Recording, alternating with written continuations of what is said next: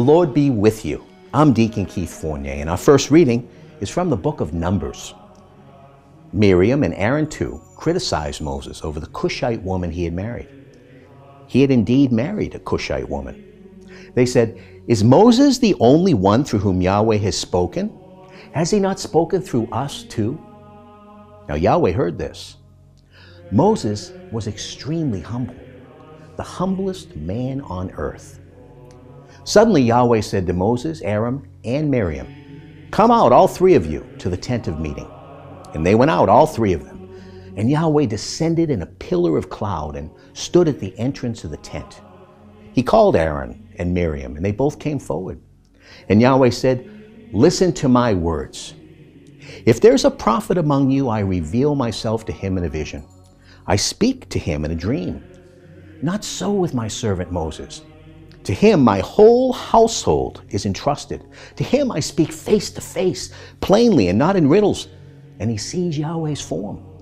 How then could you dare to criticize my servant Moses?" Yahweh's anger was aroused by them. He went away.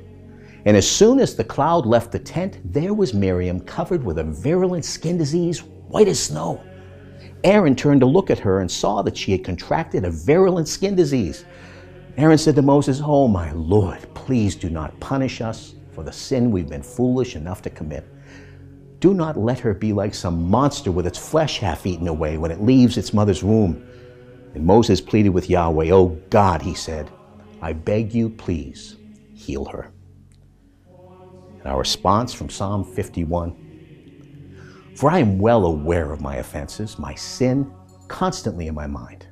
Against you, you alone, Lord, I have sinned. I've done what you see to be wrong, that you may show your saving justice when you pass sentence, and your victory may appear when you give judgment. Remember, I was born guilty, a sinner from the moment of conception. But you delight in sincerity of heart, and in secret you teach me wisdom. Purify me with hyssop till I'm clean. Wash me till I'm whiter than snow. Give me back the joy of your salvation. Sustain in me a generous spirit, and I'll teach the wicked your paths, and sinners will return to you." A reading from the Holy Gospel according to St. Matthew.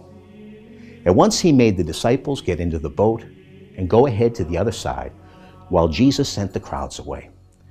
And after sending the crowds away, Jesus went up into the hills to pray. When evening came, he was there alone. And while the boat, by now some furlongs from land, was hard pressed by rough waves, for there was a headwind. In the fourth watch of the night, he came toward them, walking on the sea. And when the disciples saw him walking on the sea, they were terrified. "It is a ghost," they said, cried out in fear. But at once, Jesus called out to them, saying, "Courage, it's me, don't be afraid."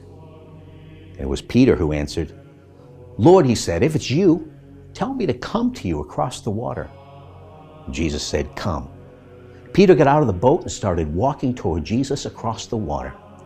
But then, noticing the wind, he took fright and began to sink. "Lord," he cried out, "save me." Jesus put out his hand at once and held him. "You have so little faith," he said. "Why did you doubt?" And as they got into the boat, the wind dropped. The men in the boat bowed down before him and said, "Truly you are the Son of God." Having made the crossing, they came to land at Gennesaret. When the local people recognized him, they spread the news through the whole neighborhood and took all that were sick to him, begging him just to let them touch the fringe of his cloak. And all those who touched it were saved. The Gospel of the Lord.